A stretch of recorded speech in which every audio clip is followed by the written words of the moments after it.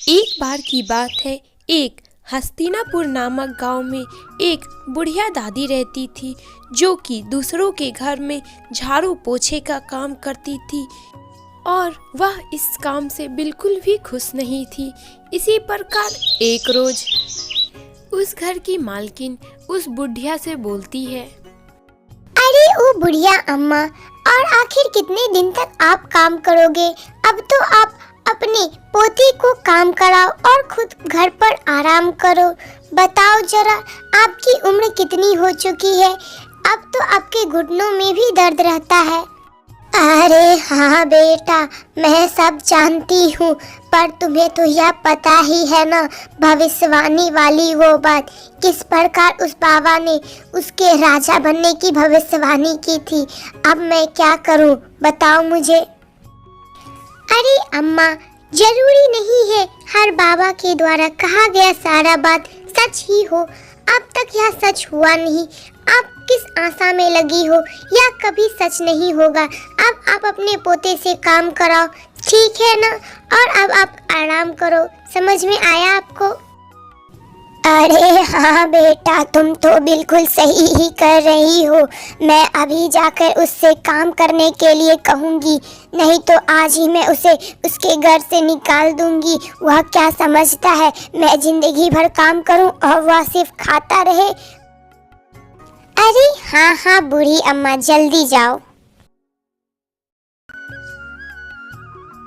फिर वह बुढ़िया अम्मा तुरंत ही अपना सारा काम छोड़कर अपने घर की ओर निकलती है बिना कुछ सोचे समझे।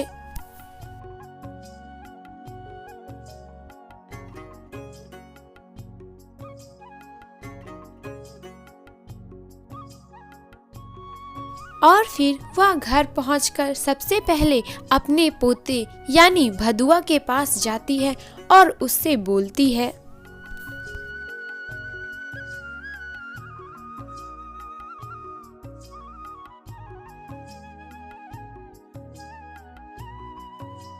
अरे दादी माँ, आप आ गई। आओ आओ, जल्दी से मुझे खाना बना के दे दो, बहुत जोरों की भूख लगी है। आप कितना काम करती हो?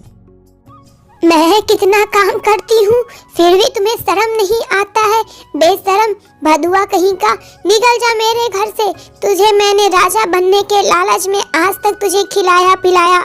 अरे अरे दादी, तुम्हें क्या हो गया है? मैं तो पहले से ही काम करना चाहता था, लेकिन तुम ही तो मुझे काम करने के लिए नहीं देती थी। काम करने के लिए नहीं देती थी? अरे मेरी तो किस्मत ही फूटी है। तेरे जन्म पे पता नहीं किस बाबा ने आकर मुझसे बोला कि तू कुछ साल में राजा बन जाएगा, पर अभी तक तू भिखारी है। तो फिर क्या आप मुझे अपना पोता नहीं मानती हो? बताओ मुझे। अरे कोई पोता नहीं, मैं तो तुम्हें राजा बनकर देखना चाहती थी, पर मुझे क्या पता था कि मैं गरीबी में ही मेरा जिंदगी चला जाएगा। इसीलिए मैं चाहती हूँ। क्या दादी, आप क्या चाहती हो? बोलो मुझे, मैं वह पूरा करूँगा। तू मेरे घर से अभी इसी वक्त निकल जा, नालायक कहीं का। मैं चाहती हूँ तुम दोबारा मुड़कर मेरे पास कभी मत आना, ठीक है? निकल जाओ मेरे घर से। ठीक है, जैसा आप चाहो। जिसके बाद भदुआ बिना कुछ सोचे समझे घर से निकल जाता है। अभी कुछ दूर आगे बढ़ता ही है कि तभी वह सोचता है, अरे मुझे नहीं पता था कि मेरी दादी माँ ऐसा है, परंतु अब तो मैं घर से निकल चुका हूँ। पता नहीं अब मैं क्या करूँगा। चलो आगे बढ़ता हूँ। अभी वह अचानक से आगे बढ़ ही रहा होता है कि तभी एक साधु बाबा उसके पास आते हैं और उससे बोलते हैं,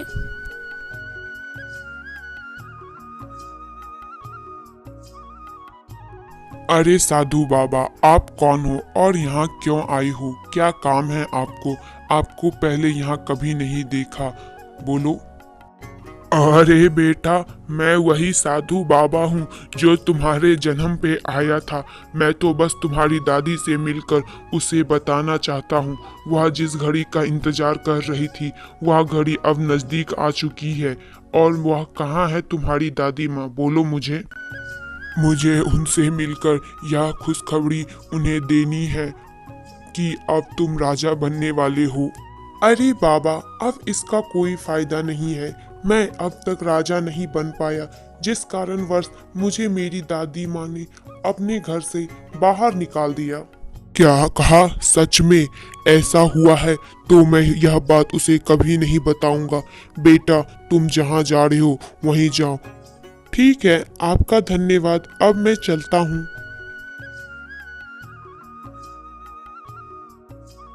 फिर वह घर छोड़कर वहां से निकल जाता है और फिर चलते चलते वह दूसरे गांव पहुंच जाता है। तभी रास्ते में उसे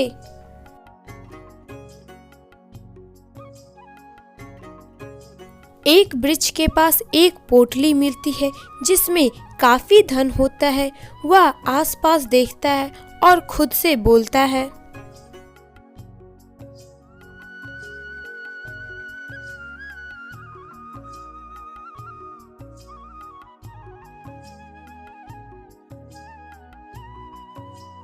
अरे अभी तो मुझे धन की बहुत आवश्यकता है। कोई आसपास तो दिख नहीं रहा। मैं ऐसा करता हूँ, यह धन चुरा लेता हूँ। वह चुपचाप से वह धन उठा लेता है और चुपचाप से वहां से निकल जाता है। तभी उसे रास्ते में एक वृद्ध व्यक्ति दिखता है जो दौड़ता हुआ आता है और वह उससे बोलता है, अरे बेटा, लगता है तुम इस गांव में पहली बार आए हो, इसीलिए यह धन लेके उधर जा रहे हो। मत जाओ, उधर बहुत सारे लुटेरे होते हैं, समझे तुम? हाँ बाबा, आपने बिल्कुल सही कहा। मैं इधर से इस धन को लेके जा रहा हूँ। इससे पहले कि भदुआ कुछ पूछ पाता, तब तक वह बूढ़ा वहां से भागकर चला जाता है डाकुओं के डर से, और डाकू डाकू बोलता हुआ। फिर भदुआ स्वयं से बोलता है, अरे भाई, लगता है यह धन भी लुटेरों का था।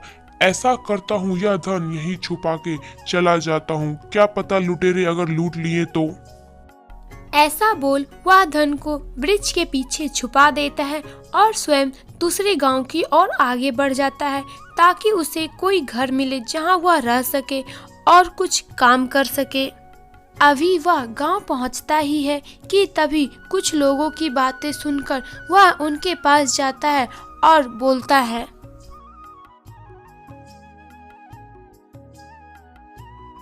अरे भाई, क्या हुआ? क्या मैं जान सकता हूँ तुम इतने उदास किस लिए हो? शायद मैं तुम्हारी कुछ मदद कर पाऊँ। अरे भाई, मैंने इसे कुछ पैसे दिए थे राजा से उधार मांगकर इसकी बेटी की शादी के लिए, परंतु अब यह पैसे देने से मना कर रहा है। बताओ मैं क्या करूं? अरे भाई, मैं तो पैसे लेके आ ही रहा था कि तभी रास्ते में मुझे प्यास लगी और जंगल में मैंने एक वृक्ष के नीचे उस पैसे को रखा। तभी मैं पानी पी के आया तो देखता हूँ मेरे पैसे चोरी हो गए। मैं तो राजा के पास शिकायत लगाऊंगा। और भदुआ को समझने में तनिक भी देरी नहीं लगी कि पैसे उसी के पास है, और तुरंत ही उसने बोला, मैं एक बहुत बड़ा ज्योतिष हूँ। मैं तुम्हारे माथे की लकीरें देखकर बता सकता हूँ कि तुम्हारा पैसा कहाँ है। हाँ हाँ, क्यों नहीं, तुम्हारी भी बहुत बड़ी मदद हो जाएगी। अरे भाई, मुझे दिख रहा है कि तुम्हारे सोने के सिक्कों को किसी व्यक्ति ने अनजाने में जंगल से उठाकर पीपल के पेड़ के नीचे जाकर गड़ दिया है। क्या कहा? तुम सच तो बोल रहे हो ना? अरे हाँ हाँ, मैं एक बहुत बड़ी ज्योतिष हूँ जो माथे की लकीरें देख के सब कुछ सच सच बता सकता हूँ। तुम एक बार जाकर वहाँ पर देखो तो सही, तुम्हें पक्का मिलेगा। मुझ पर यकीन रखो। जाओ। आपका धन्यवाद बहुत बहुत। जल्दी जाओ, पैसे लेके आओ, इससे पहले कि कोई और ले जाए। हाँ, और मुझे भी मेरा पैसा जल्द से जल्द चाहिए। जल्दी जाओ। फिर वह व्यक्ति जाता है। कुछ समय बाद वह अपने पैसे लेकर वहां आता है और उससे बोलता है,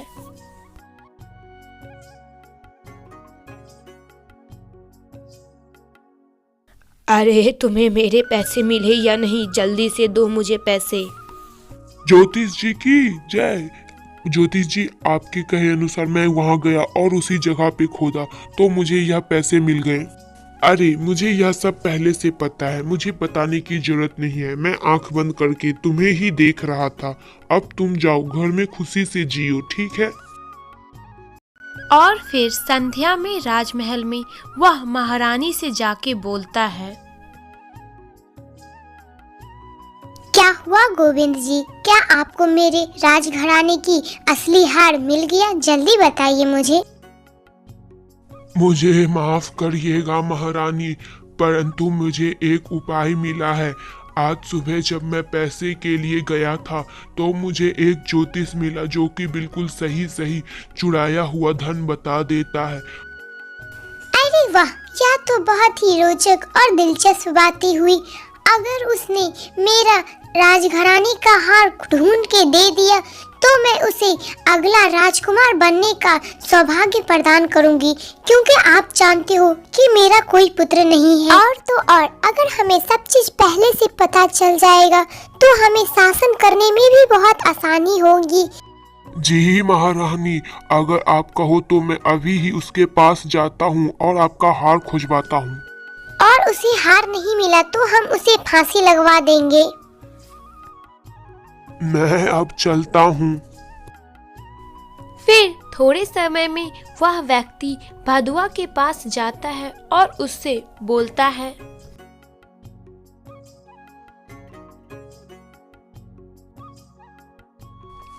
अरे आप अभी यहाँ कैसे आना हुआ? आपका स्वागत हो। वो सब छोड़ो, मैं तुम्हारे पास रानी जी का संदेशा लेकर आया हूँ। रानी जी ने तुम्हें कहा है उनका खोया हुआ राजघराने का हार ढूंढ के दो, वरना वह तुम्हें फांसी लगवा देगी। यह कहकर कि तुमने चोरी करके उसका सामान उसे वापस कर दिया था। तुम्हारे पास तो सिर्फ आज रात भर का समय है, जल्दी से जल्द उसे खोजो। लेकिन मैं ऐसा कैसे कर पाऊंगा? वो सब मैं नहीं जानता। ऐसा कह वह व्यक्ति तुरंत ही उसकी बिना कोई बात सुने वहां से चला जाता है और फिर भदुआ स्वयं से बोलता है।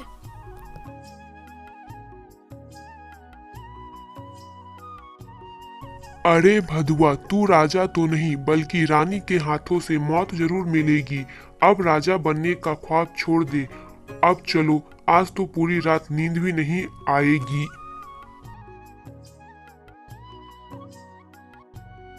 फिर भदुआ बाहर जाता है और आंगन में खड़ी होकर कुछ से कुछ बोलने लगता है।